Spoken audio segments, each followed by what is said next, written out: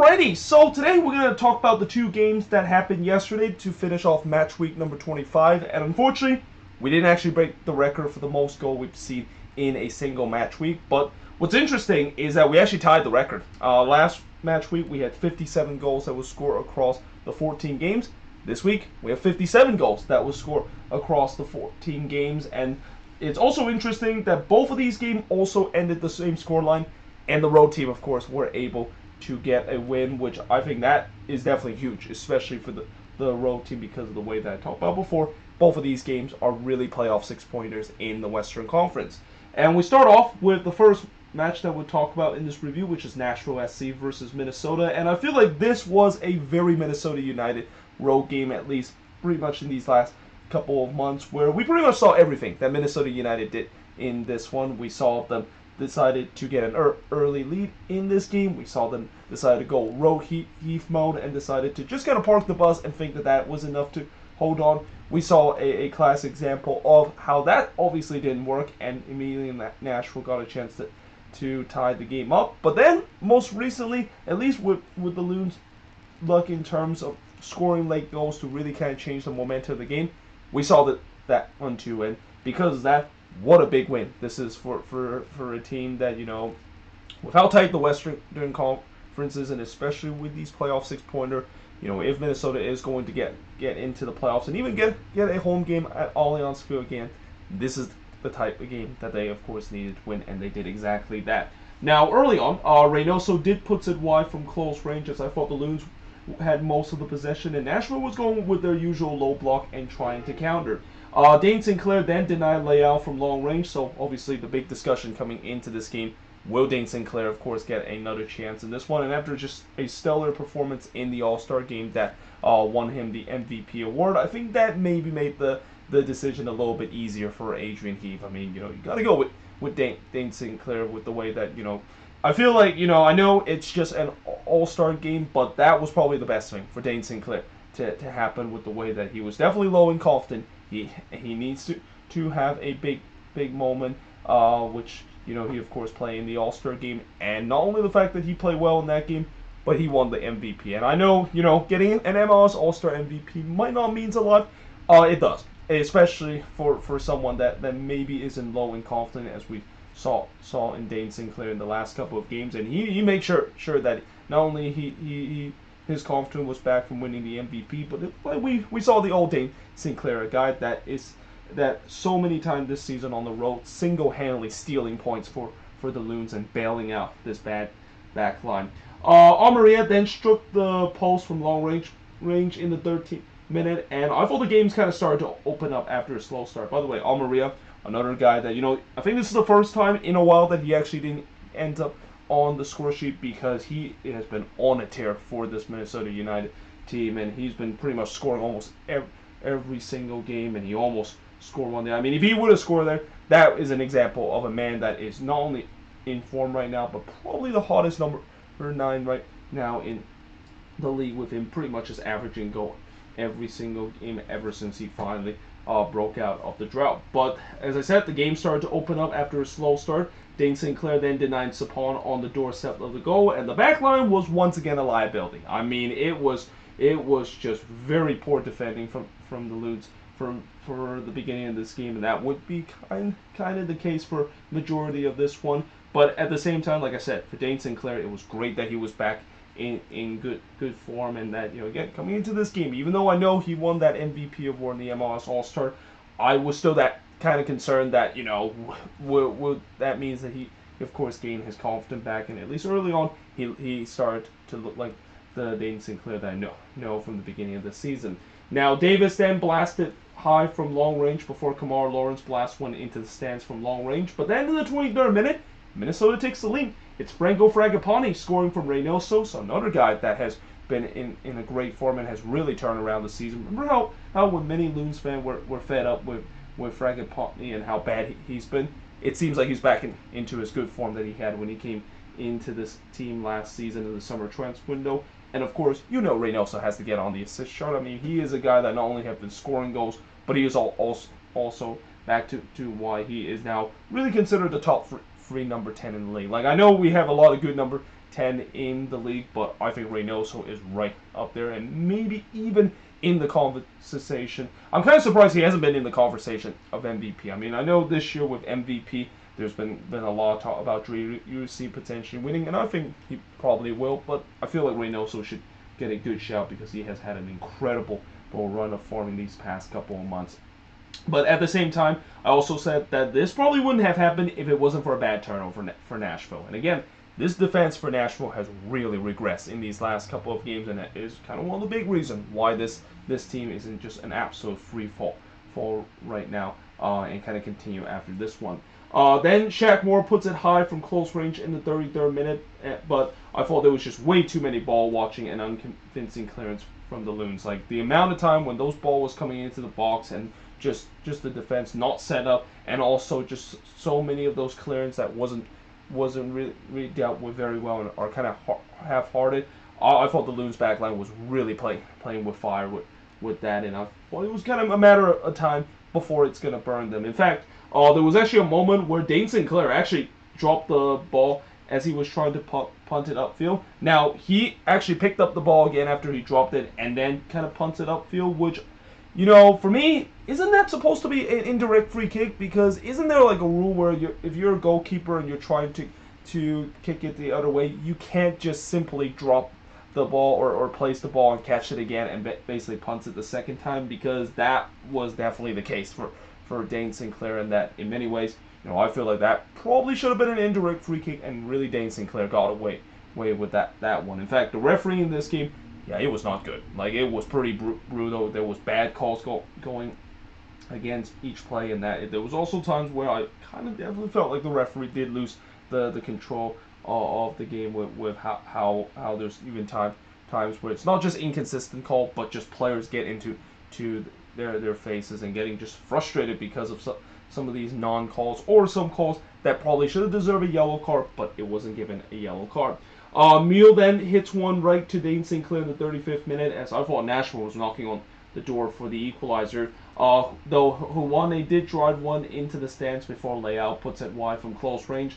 But then in the second minute of stoppage time, Dane Sinclair absolutely robbed Walker Zimmerman from point blank. Like, that was just a very typical Walker Zimmerman kind of header there, but somehow Dane Sinclair was able to prevent that one now. And like I said, this team, he is single-handedly just bailing out this non-existent defense for the Loons, and it's kind of the big reason why this game is still only at 1-0, and well, why the Loons have a 1-0 lead heading into the second half. So we go to the second half, and in the second half, pretty much the same. Dane Sinclair denied Mule in the front post. The defense still asleep with lack of closing down whenever the ball crossed into the box. Like, I mean, you would think that this defense would know that when Nashville played this season, most of those the way that they play has been those crosses and those balls that is play outside the box and try to create some dangers from the flank. And the fact that the Loons decided to not game plan that one and leave just so much space for them to put in those dangerous crosses, yeah, it was just not great defending. And again, just way too many ball watching, way too many disorganization every time when the ball comes into the box. Although Reynoso did hit one straight to Willis as he actually went through on goal there. But I also thought that Nashville themselves, their defense has to be careful too, because they were also turning the ball over a couple of times. And keep in mind, that first goal that they conceded was because of a bad turnover, and they almost conceded another one here because of that too.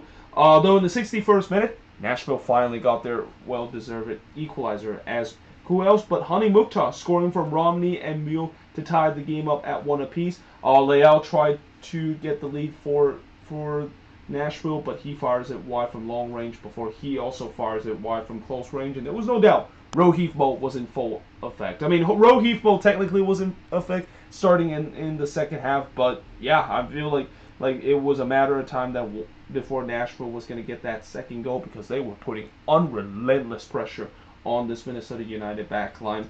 Zimmerman had a free header, but just completely mishits that one. And I also wrote, where's the sub from this team? Because as bad as this defense was, I can also saw that this defense was getting gassed. Like, they were just on their heels throughout this game, and that, you know, there has to be a case where eventually Adrian Heath's got to make some substitution. And you know, I feel like in the past that's also been the thing that I've talked about with Adrian Heath, of him not making substitution in the right time. But the thing about this season, and at least maybe in these past 2 seasons, he has done a little bit better job in terms of those subs, and he actually made a big sub move right around that part when after I wrote where the subs is, he of course brought in Rosales in which I think that sub not only changed the game, but probably could have happened a little earlier when they were still up 1-0. But nevertheless, Sapon did hit one straight to Dane Sinclair as the shots were 20-8 in favor of Nashville. Like Nashville was just peppering the Minnesota United going, was peppering those shots in Dane Sinclair's hand. But then in the 75th minute, Benitez would score from Rosales and Reynoso to make it 2-1 in favor of Minnesota. And again, I haven't even mentioned the fact that, Nashville, despite they've been peppering those shots, is those missed chances going to come back to haunt them? Because we've seen it before, where when you don't put away your opportunity and you let the team hang in the game, or in this case, you decided to not able to get that second goal. And not to mention that the Nashville backline, there's been times where they haven't been that good in this game.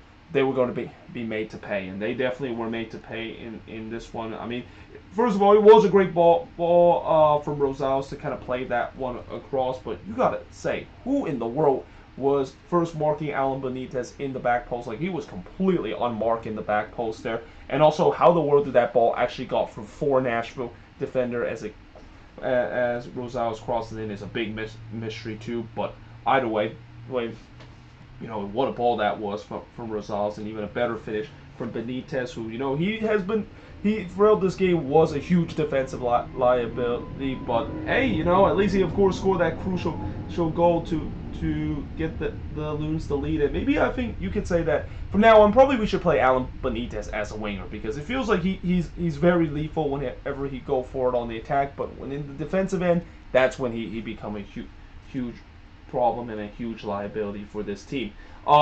And as the game goes on, and also one thing I also want to mention is that this goal really changed the game. Like, it really changed the game and changed the momentum, because after that, the Loons actually decided that they weren't going to go rogue heat mode. They actually decided to hold on to the ball and trying to dictate plays and try to slow things down.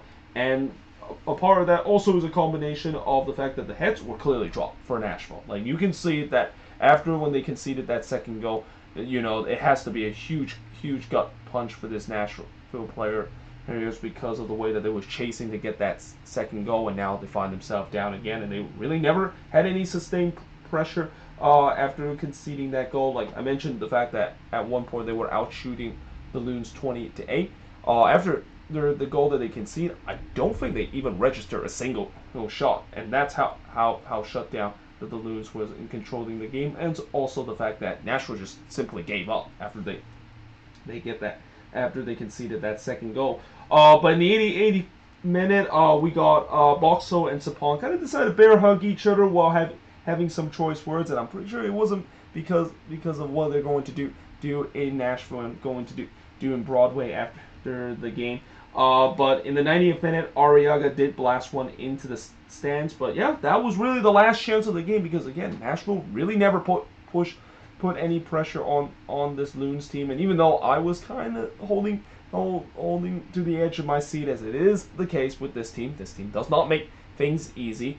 Surprisingly, it was kind of comfortable in the end, and they were able to walk out a 2-1 win in this one, which is the 6th win that they have this season on the road, which is a club record. While for Nashville, this is the first time they have suffered back-to-back home losses in their club history. And the shots in this one, 21 shots for the 10 that Minnesota has, 8 shots on goal for the 4 that Minnesota has, 6 shots off target for the 7 that Nashville has, no shots that was blocked for the 6 that Nashville has, and possession-wise, 62% possession compared to 38% possession that the Loons has in this game. And while I know the Loons didn't really got a lot of help in terms of the team around them dropping points so that they can get themselves back to 3rd place, at least the good news is they did maintain possession, or maintain their spot in the standings and keep up the pace of some of the team around them. And not to mention, they do still have a chance to get themselves back to 3rd place, because they do have that game in hand over FC Dallas. And not to mention, they do face FC Dallas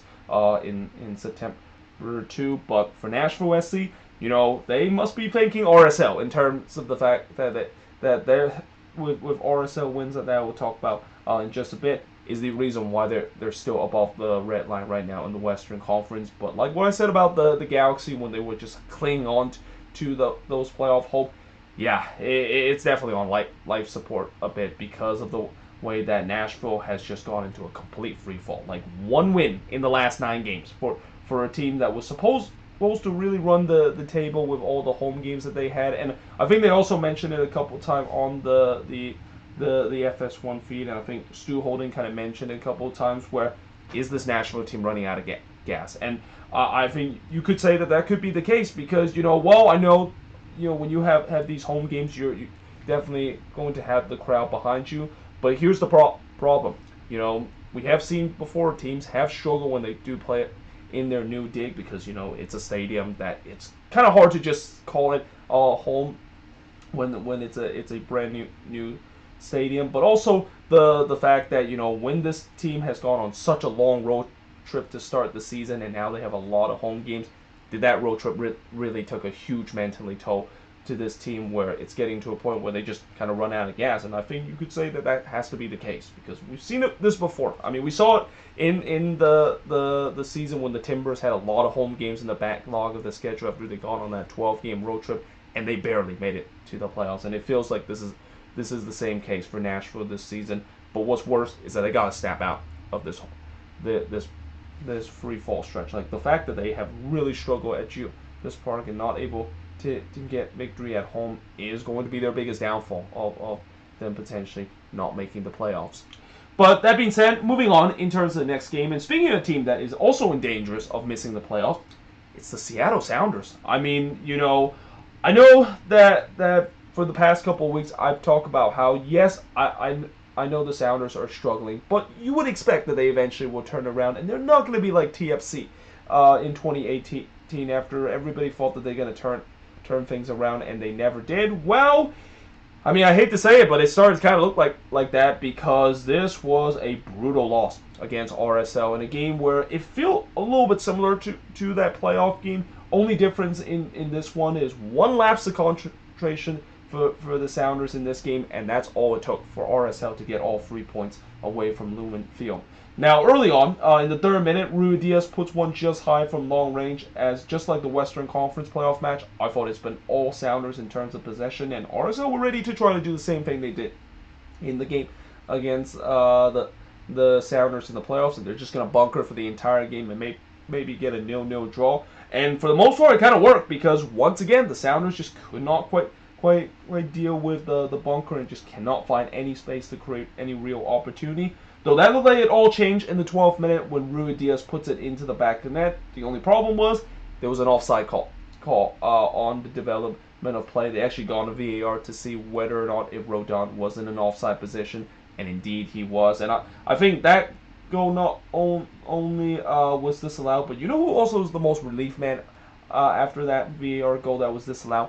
Zach McMath. I mean, the one that Ruidíaz scored, I think it wouldn't be credit to him. It would have been an own goal for McMath, and it was just one of those ones where, when a player struck the post and then it kind of hit the back of the goalkeeper and went into his own net, yeah, that has to be the worst feeling if you're a goalkeeper, where you were saved by the post only for it to kind of hit off your back or hit off of your body part and bounce into the back of the net, and that is exactly what happened in that play. And McMath has got to be very thankful for the fact that goal was disallowed because of offside and yeah. But anyway, in the 24th minute, the first real chance came for RSL as Ruiz just puts it higher from long range. I believe that's the first shot that RSL, of course, had in this game, but really the first shot in what maybe is like 144 minutes going back to last year, where I talked about the infamous game where RSL somehow able to move on into the next round of the playoffs despite registering 0 shots in the entire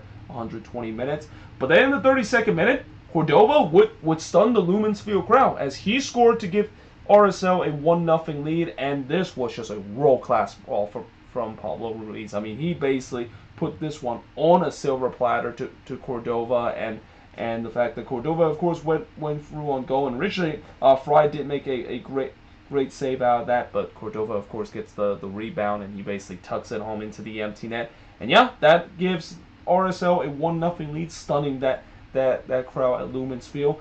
The Sounders continue to dominate possession, but as it was kind of the case for most of this game, they still cannot unlock a very organized RSL defense. In fact, the best chance that they had was when Ladero hit the wall on the free kick, and we had to halftime with RSL holding a 1-0 lead. Now in the second half, Nuhu was about to make Lumens feel erupted as they thought that they finally saw their beloved Sounders scoring their first career MLS goal, but he hit the side netting. I mean, Marco Farfan just scored his first goal in 6 years, so I thought maybe this might be the time where Nuhu finally will get his first goal that a lot of Sounders fans has been waiting for a very long time. Rodon then puts it wide as the flag went up, and again the Sounders continue to press for the equalizer and trying to find a way to break the RSL resistance.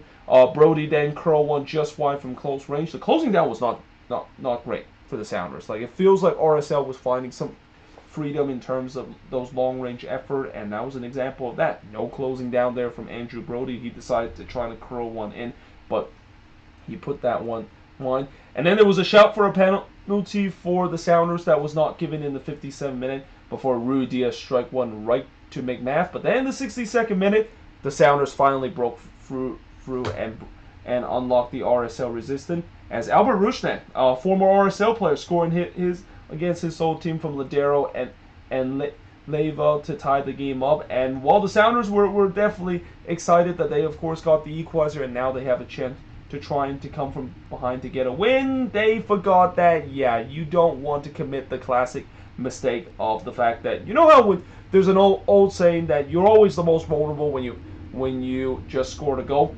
Yeah, the Sounders clearly did not get that memo, because literally straight from the kickoff, Brody would score from Savarino and RSL was leading again in this one. I mean, it was just completely lapse of concentration there from the Sounders that was still celebrating the equalizer, and they forgot to defend, and that RSL took a huge advantage of that. And yeah, that of course gives RSL the lead again. They were back into their bunker shape, and actually they had a chance to make it 3-1 when Savarino tried to do that, but he puts it straight to Fry, and the Sounders continue to be lifeless on the attack. Like, there was just so many slow play. There was just very un-Sounders like with the way that they just look lifeless and just kind of almost run out of ideas of how to break through this RSL defense. Montero then had a header that goes wide from close range before Madrona shot is blocked off the line. Though again, as the game goes on, it feels like the Sounders finally started to kind of create the chances. And again, this RSL defense, they probably have been working their socks off, so maybe fatigue will start to be a factor. And in fact, I even wrote, it's all hands on deck for RSL, because the Sounders were throwing the kitchen sink for the equalizer. Morris had a chance to do so, but he heads it wide from close range. Before in the 5th minute of stoppage time, this was probably the closest one. Morris and Montero actually both had a chance to stab that went in as a dangerous ball that was coming, and I think it was Montero the one that got a piece out of that, but just could not redirect toward goal. And yeah, in the end, RSL, they did it again. They walked out of Lumens Field with a win, and this time they didn't even have to go to PK shootout, as they were able to win 2-1 on the road against the Seattle Sounders. Shots in this one, 15 shots per the 8 that RSL had, but here's the problem. Only 3 of them was on target out of the 15 that the Sounders had, compared to the 4 that RSL had. 10 shots off target per the 4 that RSL had. 2 shots that was blocked per the none that RSL had. And possession-wise, 69% possession compared to 31% possession that RSL has in this game. What a big win this is for RSL, a team that don't usually do well on the road, and they once again did it again to the Seattle Sounders. Against all odds, able to get all 3 points to stay within 5th place of the Western Conference, and a point below a point where Minnesota is right now in the last playoff spot that you can get a home game. But for the Seattle Sounders, like I said, there has to be some huge concern, because we are now probably the deepest we have ever gone to a season where the Sounders still have yet to get above the red line. In fact, they actually just dropped down the red line again after they were being above the red line for the past couple of weeks. And yeah, they got to sort this out. Like, you know, I know they also have a relatively favorable schedule for them upcoming, but this attack's got to figure it out. And you know, I know this was a game where they also had Rui Diaz for 60 minutes, but you can see that he's definitely doesn't look like he's back to his sharpness, and that there's got to be other players on this team that's not named Rui Diaz to able to score the goals for this, because yeah, I mean, there could be a possibility where we could see for the first time ever that the Seattle Sounders could miss the playoffs. I feel like every single year there's always a team in MLS that you think that they should automatically make it to the playoffs because of the talent that they had, and somehow they shockingly didn't make it. I mean, last year it was LAFC somehow missing the playoffs despite all the talent that they had, and it feels like this season it's the Seattle Sounders. But we still have a ways to go, and that the Sounders, even though they are below the red line, I do think that they do have a game in hand where if they do win that game in hand, they'll get themselves back above the red line. But this is not what the Sounders were thinking, and certainly their fan base were thinking when that they're now this deep into the season, and yet they're still struggling and still haven't found that usual second half resurgence that we always accustomed seeing this team does late in this season. But there you have it. That is pretty much it in terms of review both of these games. Let me know in the comments below, what do you think of both of these games? And yeah, hope you guys enjoyed this video. If you do, make sure you guys like, smash the subscribe button, and yeah, I of course will see you guys next time.